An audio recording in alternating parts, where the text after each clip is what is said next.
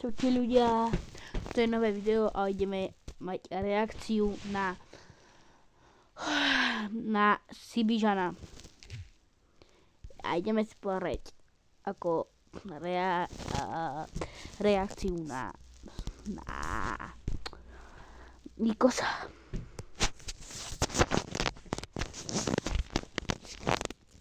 Že poslední video na tohleto téma, a to je Carrie versus její bývalí přítelé. Prvně jsme se podívali na Carrie, další video jsme se podívali na Tak na čo sa na něj vlastně pozeráš? Bayera a jeho vyjádření, a teď se podíváme na Nikose a jeho vyjádření, a potom ještě Carrie vyjádření znova k Nikosovi, a pak ještě na vyjádření kamaráda Bayera. Je toho prostě moc. Tady mám Chcem len povedať, že wow, ako by som to nevedel, že to je toho veľa. Nikose, chápu, že čekáte na moje vyjádření, tak pojďme na to. Nečekejte nic útočného, vytahování soukromých konverzací a podobné odpornosti. Svědomí mám čistý, jen se musím bránit proti nařčením, který padly. Ačkoliv se totiž může zdát, že to je jenom nevinný prohlášení, který zabaví pár lidí na sítí. Má dopad na spoustu věcí v mém osobním i pracovním životě. Jako je pravda, že Nikos má spolupráci ty vole s Airbank. I Carrie můžete mít rádi. Existuje jedna věc, která ve videu nezazněla. Jak to tak ve většině vztahu bývá, po našem rozchodu jsme mezi sebou měli nějaké nevyřešené finance. Na ty ale reálně existuje smlouva mezi mnou a dotyčnou osobou. Dohoda o splacení dluhů, kterou sepsal po našem rozchodu její právník, a je tam napsáno, že si finance nic nedlužíme a vše je srovnaný. Čas svojí práce nebo spolupráci jsem fakturoval na její fakturační údaje, protože se jí to hodilo do účetnictví. Kam a v tenhle moment si typek měl říct, že mám to tam psát. Ze stejných důvodů jsem měl A čo asi iné akože mal povedať? Si mal povedať?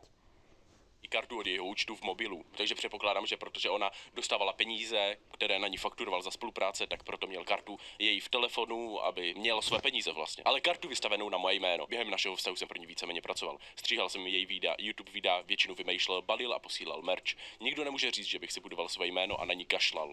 No hlavně Carrie má obsah založený na tom, že je ve vztahu 5 let, 900 Ako by som to nevedel, že má založený obsah na vzťahu. Ako by som to nevedel, wow. 2 dny 800 000. A minule jsem jí ukazoval, že 15 nejsledovanějších videí je ohledně vztahu. Takže i kdyby Nikos nepomáhal nijak jakože v reálném životě, což tady píše, že pomáhal, tak stále si jí pomáhal tím, že si Wow, super, koho to zaujíma. doslova jí budoval obrovské jméno a obrovské dosahy. K tomu se váže její osočení, že jsem s ní byl jen kvůli slávě. Těžko se mi to poslouchá teď, chvíli potom, co jsem jí rok po rozchodu byl ten první, komu zavolala, když jí bylo špatně a já jí bez váhání vozil do nemocnice. Nechápu, proč prostě na sebe mají potřebu tahat špínu, vole, když se s někým rozejde. Hlavně ona To čo je do teba do toho? Veď ona si môže robiť, čo chce, hej? to vytáhla kamo. Rok a půl po rozchodu, chápeš? Já bych pochopil, kdybys to vytáhla jakože týden, měsíc, cokoliv, ale rok a půl po rozchodu, protože se ti to hodí Dobre video, ona si môže robiť, čo chce, hej? do videjka. Protože v podstatě jediné, co řekla, tak bylo to, že využíval mě kvůli slávě penězům. Prostě řekla jakože rok a půl potom. Chápeš, kdyby to bylo něco jakože jí byl nebo podobně, tak to chápu, že tam máš to trauma a takovéhle věci, které ti můžou zabraňovat v tom si to uvědomovat a potom to říct, to bych chápal. A ten borec měl tvoji kartu prostě a ty jsi mu údajně podle tebe dávala peníze a je bez váhání vozil do nemocnice. Tebe môže byť... To je jedno, že mu dávala peniaze, kámo. Vozil s kocurama na veterinu nebo řešil problémy s jejím tehdejším přítelem, neboli DB takzvaně. Vyjadřovat jsem se nechtěl, ale když jsem viděl, co to způsobilo a kolika lidem dneska stačí jednostranná výpověď, navíc rok a půl po rozchodu, no to je jakoby zásadní podle mě. Musím věci uvést na pravou míru. Měla dost příležitostí to říct, byli jsme spolu v detektoru, kde nic takového nezaznělo. Kolika rozhovorech prohlásila, že jsme si nikdy nic neudělali. Normálně jsme se bavili a vytáhnout to teď ještě ve spojitosti s jejím dalším přítelem mi nepřijde fér. Jasně, tahle osobá kauza pro mě končí. Podíváme se na to, co na to řekla Carrie, a pak se podíváme ještě na Tebe môže byť jedno, čo na to povedala. nějakou právničku, která v podstatě řekla, že Carrie můžou žalovat. Hodilo se mi to do účetnictví, No. ty jsi byl vedený na pracáku a neměl si.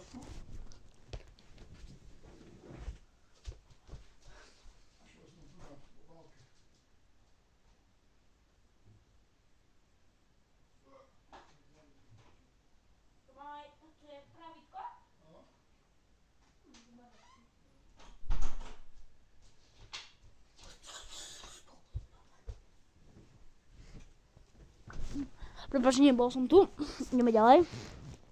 Fakturovat, protože si neměl živnost. Proč si neudělal živnost, kamo? Udělat si živnost je otázka jednoho dne. Já chápu, že se lidem nechcou platit daně a podobně. Mně taky ne. Věřte tomu, nebo ne? Mně se nechcou platit daně z toho důvodu, že nevidím, že by mi to stát nějak Čo si za človeka, keď sa z nich chcú platiť dáne, kámo? způsobem vracel, ale dá se jakože optimalizovat, aby to bylo legální, nebo minimálně nelegální, aby to nebylo, chápeš? No? A nemusíš jakože nemít živnost, to už jsme viděli u Novbyho, ale zase pravda, že Novby za to dostal veřejně prospěšné práce snad nebo něco, takže moc se to netrestá, což jsem překvapený. Stát jakože, víš co, za znatnění máš vole podmínku a za to, že někde nezaplatíš vole 500 000, tak máš vole 10 let. Měl si kartu na své jméno, ale od mého firemního účtu. No jasně, ale tak v tom případě, když fakturoval na tebe, plus ještě ty si z něho vydělávala peníze skrz ty videa, tak to dává smysl, že to bylo od tvého firemního účtu, ne? Moje zlatá karta byla nepřenosná, na tu si právo neměla. Taky řešil můj právník jako odcizení. Co? Mimo jiné svůj dluh, teda ani ne jeho směšnou polovinu si splatil až v prosinci 2023. Když to řekneš bez detailů, trochu to změní význam, chápu, to potřebuješ. A ta dohada, kterou se ohání, že byla po rozchodu, ta byla až listopad prosinec 2023, takže ono to popravdě je zas tak stará záležitost. Není deci tam dan, jasně tady datum. Je to poslední, co k tomu sdílím, jen protože jsou údajně zase lží a už mě to fakt nebaví. Odřízl jsem zbytečně omáčku ohledně podrobného vyúčtování položek a seznam, jasně. Tady vidíme, že to převzal právní zástupce za uvedené minimálně. Activia. Jedinečná reklama. krémová. Probiotík plná. Pre vaše zdravé trávenie. Tak mám.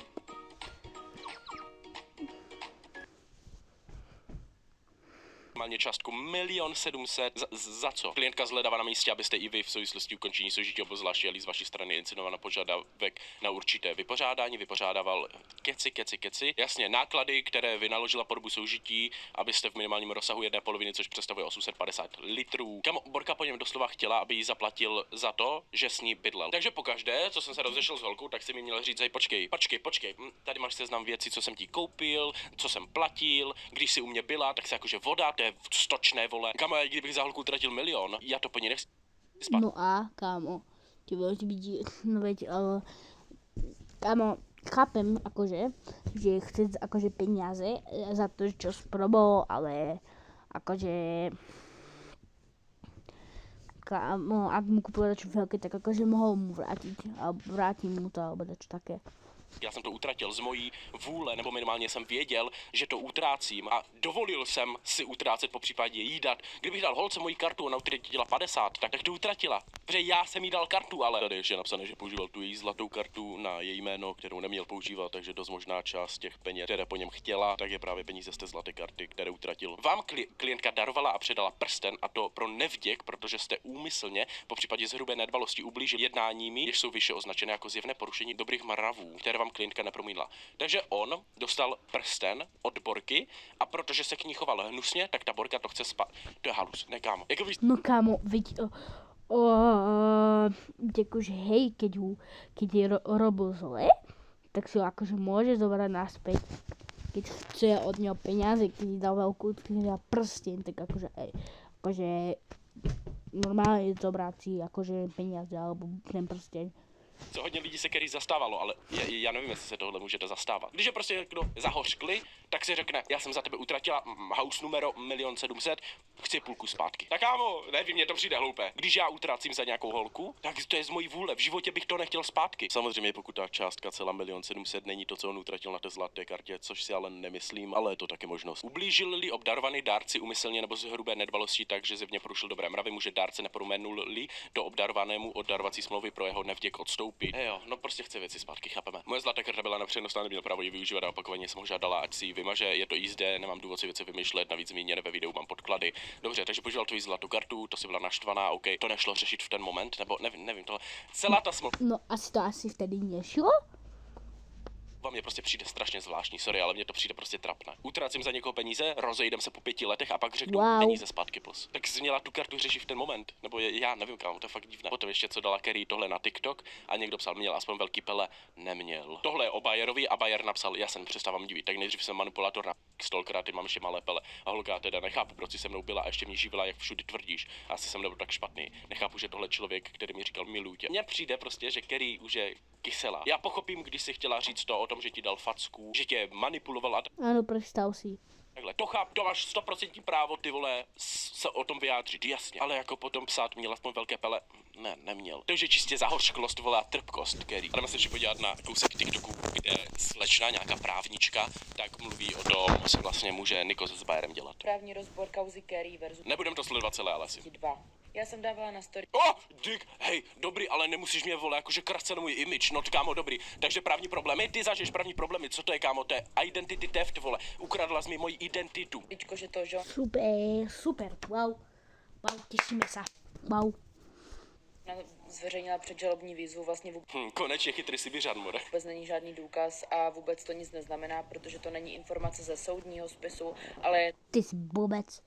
to informace z advokátního spisu, je to předžalobní výzva, Jo, takže to, co jsme teď četli, tak nemusí nic znamenat, protože to je předžalobka, OK? kterou poslala Nikosovi a vyplývá z ní, že To, co Kerry zveřejnila, nemá žádnou pravdivostní hodnotu. Dobré vědět. něm požadovala na vrácení nějakých darů a nějaké peněžité částky, což vůbec nic neznamená, protože pokud ona předá advokátovi nějaké informace, tak on bude na základě toho Já se na to prostě pošle, vole. Jako reálně advokátům je jedno, co pošlou, chápeš, oni si účtou za hodinu a za to, co dělají. Takže jim je jedno, kamo. Jestli já bych se teď rozhodl, že ženská vedle Tam a tím to může být jedno.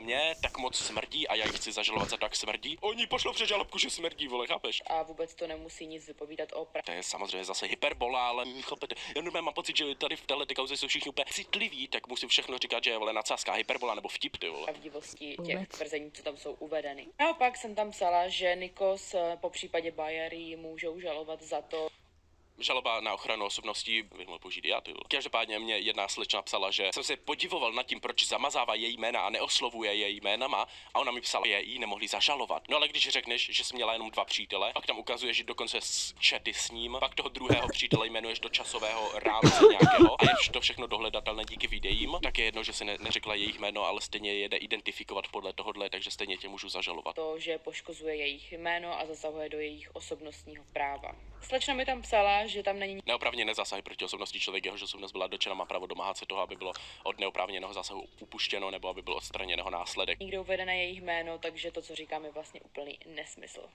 Úplně první věc, vůbec tam nemusí být uvedené jejich jméno ani jejich údaje, těch informací identifikovatelná, což znamená, že na základě těch informací, co mi jsou poskytnuty, já dokážu říct, o kterou konkrétní osobu se jedná. Což, jak asi jste si jistě všimli, tak úplně všichni víme, o koho se jedná. Ano, všichni víme, jako se jedná, protože jede identifikovat skrz to, že řekla, že má jenom 2 přítele a na YouTube jsou 2 přítele a ona ještě tam dala chaty a Bavíme se tady o 2 rovinách. Ta Na čo to hovoríš, keď to všetci vědí, jakože? jedna je občanskoprávní, tam vlastně, když to řeknu hodně laicky, tak můžete vymáhat peníze nebo omluvu. A ta kdo by chtěl druhá rovina je trestně právní a tam už můžete podat trestní oznámení za pomluvu. do jiném sdělí nepravdivý údaj, které způsobily značnou měrou ohrozit vážnost u spoluobčanů, zejména poškodit v zaměstnání, narušit jeho rodinné vztahy, nebo mu způsobit vážnou újmu, bude potrestáno odnětím svobody, jasně. On je problém jakoby, že sdělí nepravdivý údaj, takže kdyby můžeš říct sebevětší prasárnu, ale dokud to je pravda, není to pomluva. Teď je tady důležité zmínit, A ty víš odkiaľ, že to není pravda. že co se týká té roviny trestně právní, tak tam by muselo se prokázat, že Kerry zveřejňuje nepravdivé informace, což si myslím, že já osobně stojím za ní a myslím si, že zveřejňuje pravdivé informace, samozřejmě ne třeba všechny Nevím, tak třeba když dala na TikTok, že má malé pele. Kamo, jak by se to řešilo? Jestli to je nějaký právník nebo slečna tady z videa to sleduje, jak by se řešilo, že ona o něm tvrdí, že má malý penáchym? Je nějaká jakože směrnice na měření penáchymu? Konečně budou právníci k něčemu, tak na To si tuhle otázku mi nemyslím. prosím odpovězte. je pravda, ale myslím si, že to jádro bude To si nemyslím. pravdivé, takže si myslím, že tady to Ono stačí se chytit těch malých nepravd, víš co, protože který může říkat pravdu, ale potom ty věci okolo, jakože ty malé detaily, nemusí být pravda. A to jim bohatě stačí, muselo by to Wow. No není to pravda, představ si. znevážit jeho před ostatníma občanama, takhle, že aby to byla pomluva. není úplně jako relevantní. Ale v případě, že by se prokázalo, že to, co řekla, jsou lži, tak to může být trestně právní následky v rámci pomluvy. To, jestli jsou ty informace pravdivé nebo nepravdivé, Zveřejněním informací, které náleží do soukromí dotyčné osoby, dochází vždy k zásahu do osobnostních práv, a to bez ohledu na fakt, že se jedná o informace pravdivé. z hlediska občanskoprávního je však úplně No prostě, dobře, já tady slečnu, takhle se jmenuje na TikToku, kdo z vás to chce celé vidět, můžete se na to podívat, my to se ale sledovat nebudeme. Každopádně prostě rada do života, nezveřejníte hodně osobní informace, protože pokud jdete proti člověku, který má hodně peněz, může vám dost dobře zničit život, ty vole, a bude se to snažit. A abych fakt No, už to nemusel teda. dělat žádné video, tak se podíváme ještě na Akože môžete ho zničiť, ale nemyslím si, že by ti ho zničil. Ak si ho mal rád, tak neviem. Nemyslím si, že by si ho zničil, akože. jednu věc, protože tohle chci, aby bylo finální video, a to je vyjádření, pokud se nepletu, kamaráda bývalého Dana Bayera, OK? Začal cítit čísla, ty vole, který měl od Kerry. Takže vlastně, když takhle začneme, prostě oni začali spolu nějak být, bylo to všechno dobrý. A najednou začínáš koukat, jakoby začínáš vidět ty chvilky, kdy prostě Dan vlastně myslí víc na ty čísla, než na Kerry. Opět. To se stane většině lidem, kteří začnou nějakým způsobem růst a začnou být nějak známí. Ty čísla pohltí každého, reálně. Ještě o to, když jsi odhalený a lidi tě poznávají v realitě, se cítíš kamo jak polobůh. Všichni influenceři, kteří jsou dostatečně velcí nebo hodně vybouchlí, tohle to pocítili. To si nemyslím. Otázka je, jak dlouho ti to bude trvat, že jo? Já jsem měl taky takovou fázi. To si nemyslím, akože... Já jsem si říkal úplně, hej, já jsem nejlepší. Pak mě chytla deprese a cítím se jako no. Já to, že jsem se cítil jak buch, ty vole, mě zarazily psychické problémy, takže já jsem dobrý, já jsem za to rád. A najednou prostě každý den, každých 5 minut furt. Takže my jsme prostě byli třeba u Kerry, ona dala nějaký storíčko s Danem a on během hodiny zkontroloval prostě 1000krát svůj Instagram a chlubil se tím, že má prostě čísla, že mu to skáče a tak. Takže vlastně já... OK, dobře, takže prostě mu čísla vlezly do hlavy, ale bych rád slyšel něco jakože zajímavnějšího, protože to, že někoho zajímají čísla a je to cloud chaser. No a můžu ho zaujímat čísla, kámo. Ty o tom A někdo ještě skazuješ. prostě děláš, Ty o tom někdo skazuješ. že jakoby nic, kámo. Prostě reálně vy sedíme u Kerry tam dělá něco v kuchyni, ty si jich zeptáš, ty vole, jestli něčím nechce pomoct. A on prostě čumí a kouká do toho TikToku, ty vole. Takže prostě já jsem z toho 70% prostě viděl na vlastní oči. Kámo, to je dobře, je to prostě o tom, jak se změnil bla bla bla, super, to je fakt hodně nudné video. Dobrý, nudné akože. Hej, tak buď ticho. No nic, tohle je všechno ke Kerry a k Bayerovi a k Nikosovi. Já už, kámo, nechci víc, prosím, už ne, mě to stačí. No tak nitočky nechceš nic viac. 3 videa po sobě, já mám Dobre, akože ľudia, ja už to nezvládam, takže to bude koniec, takže asi čaute, no. Čauko. No, počkajte, tak čauko.